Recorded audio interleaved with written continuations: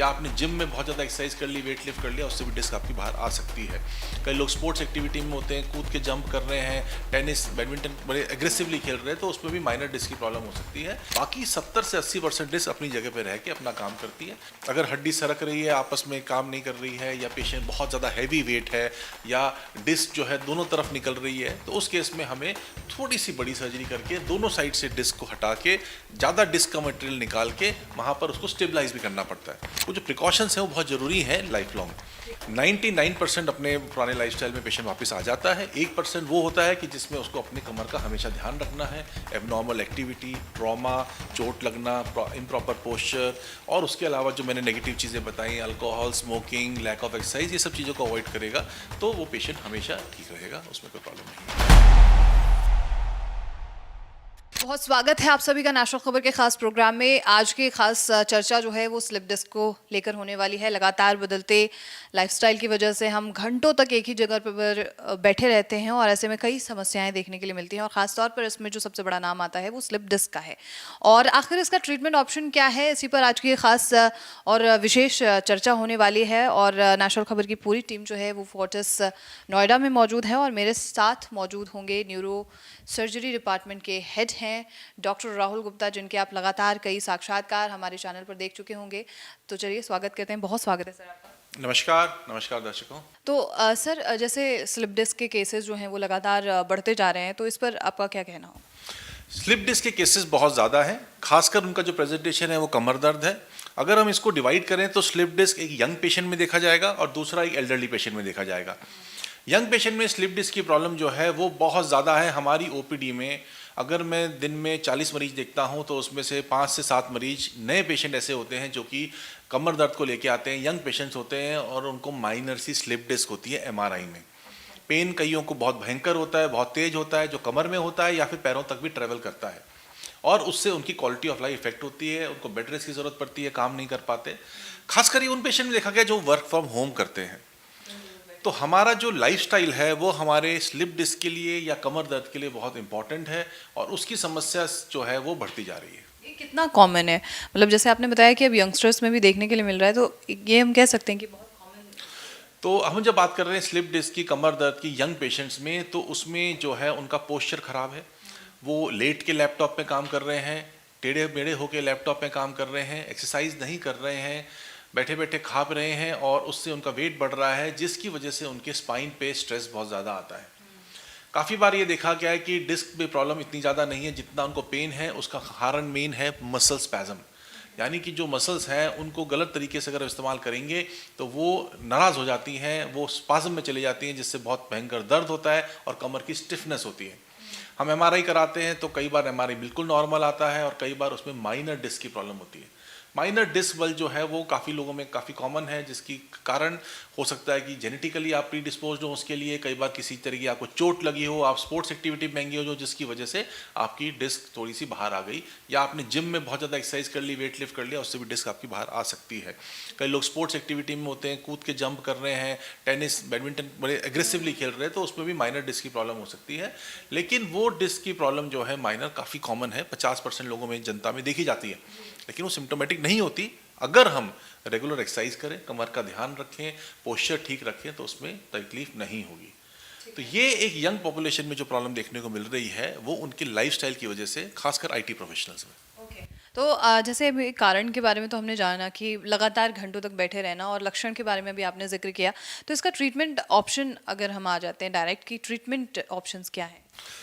99% cases में जिसमें slip disc की प्रॉब्लम और कमर दर्द है, खासकर यंग लोगों में, उसमें कंजर्वेटिव ट्रीटमेंट यानी मेडिसिन, पिल्स, फिजियोथेरेपी यानी किसी तरह की एक्सरसाइज, और थर्ड प्रिकॉशंस, पी, वो बहुत इंपॉर्टेंट है। प्रिकॉशंस यानी पोस्चर अच्छा रखना बहुत ज़रूरी है, रेगुलर एक्सरसाइज करनी है, और एक्सरसाइज आप खुद भी कर सकते हैं, फिजियोथेरेपिस्ट की सलाह भी ले सकते हैं, उससे भी एक्सरसाइज कर सकते हैं।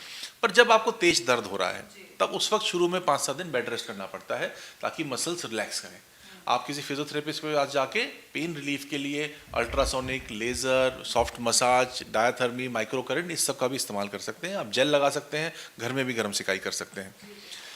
उसके अलावा प्रिकॉशंस और प्रिवेंशन जो है वो रेगुलर लाइफ लॉन्ग करना पड़ेगा, क्योंकि अगर आपकी बैक की समस्या है तो इसका मतलब है आपकी बैक थोड़ी सी कमज़ोर है, या आपका जो पोस्चर है या आपकी जो एक्टिविटीज़ है वो बैक के लिए प्रॉपर उपयुक्त नहीं है, प्रॉपर नहीं है। तो इसलिए आपको अपने लाइफस्टाइल में बदलाव लाना पड़ेगा। स्मोकिंग, अल्कोहल, ये सब चीज़ें भी जो है ये बैक डिजीजेस को प्रमोट करती हैं, तो इसलिए इनसे भी बचाव करना बहुत ज़रूरी है। 1% केस वो है जिसमें कि डिस्क ज़्यादा बाहर आ गई, या डिस्क की हाइट बिल्कुल कम हो गई, या जिसमें हड्डी भी सरक गई है। उस केस में सर्जरी की ज़रूरत पड़ सकती है, अगर वो आपको बहुत ज़्यादा पेन कर रही है, एक क्रॉनिक पेन में कन्वर्ट हो गई है, कोई नस दब रही है जिसकी वजह से आपको डेफिसिट आ गए हैं, या आपके ब्लैडर बॉल में इन्वॉल्वमेंट है, आपका फुट नम हो गया है, पंजे चल नहीं रहे हैं, और आपके एमआरआई में वो सिम्टम्स हमारे को कोरिलेट हो रहे हैं एमआरआई फाइंडिंग से, उस केस में आपको सर्जरी की ज़रूरत पड़ सकती है। सर्जरी कितनी सक्सेसफुल हो? अब इसमें सर्जरी के हमारे पास 2-3 ऑप्शंस होते हैं। सबसे इंपॉर्टेंट चीज़ ये है कि हमें जो दबाव है नसों पे उसको हटाना है। डिस्क की हाइट तो हम वापस रिस्टोर करना मुश्किल होता है, क्योंकि वो उस एरिया में पूरी बॉडी का वेट होता है। तो एक छोटी सर्जरी करके, चाहे वो माइक्रोस्कोप से करें, चाहे वो दूरबीन से करें, एंडोस्कोप से करें, दोनों इक्वली इफेक्टिव हैं। जो पोर्शन डिस्क का बाहर निकला हुआ है, नस को दबा रहा है, उसको हम हटा देते हैं। अंदर डिस्क के अंदर थोड़ा बहुत जो डेलिकेट एरिया है, जो कि दोबारा निकल के आने का जिसका चांस होता है, उसको भी हटा देते हैं।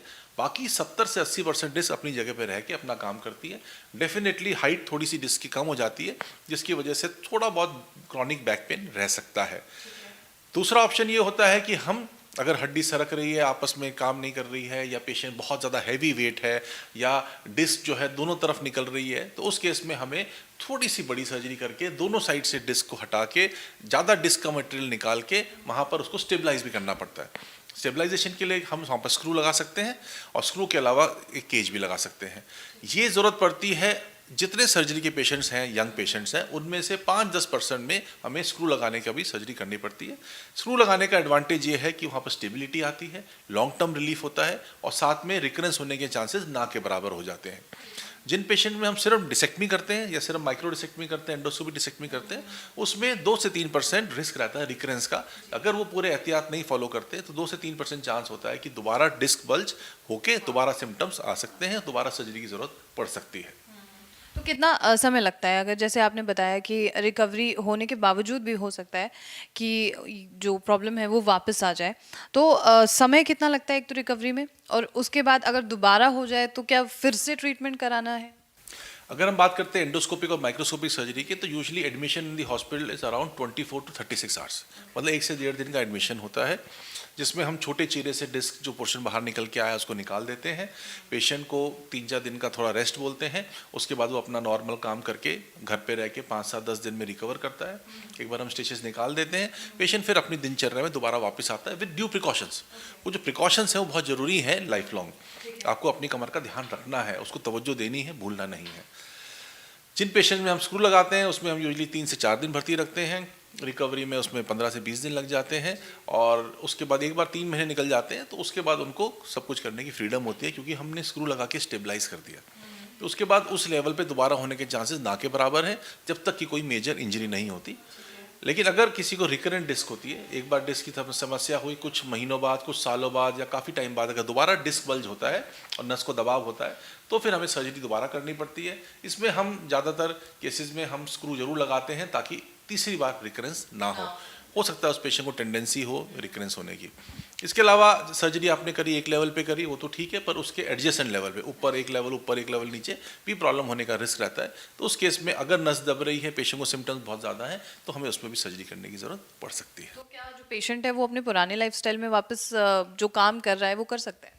99% अपने पुराने लाइफस्टाइल में पेशेंट वापस आ जाता है। 1% वो होता है कि जिसमें उसको अपने कमर का हमेशा ध्यान रखना है, एबनॉर्मल एक्टिविटी, ट्रॉमा, चोट लगना, इम्प्रॉपर पोस्चर, और उसके अलावा जो मैंने नेगेटिव चीज़ें बताई, alcohol, smoking, lack of exercise, ये सब चीज़ों को अवॉइड करेगा तो वो पेशेंट हमेशा ठीक रहेगा, उसमें कोई प्रॉब्लम नहीं होगी। Thank you so much sir, बहुत शुक्रिया आपका। नमस्कार। तो स्लिप डिस्क को लेकर जैसे लगातार हम जानकारी ले ही रहे हैं, आपको चाहे आयुर्वेद से ट्रीटमेंट लेने की बात हो, चाहे होलिस्टिक ट्रीटमेंट की बात हो, या फिर अन्यपैथियों की बात हो, या फिर सर्जरी की बात हो, तमाम तरीके के पॉइंट ऑफ व्यूज़ जो हैं वो नेशनल खबर आप तक पहुंचा रहा है। लेकिन आपके मन में अगर किसी भी अन्य तरीके की थेरेपीज़ को लेकर, ट्रीटमेंट को लेकर कोई सवाल हो, आप पूछ सकते हैं। और ऐसी तमाम खबरों के लिए आप नेशनल खबर के साथ बने रहिए।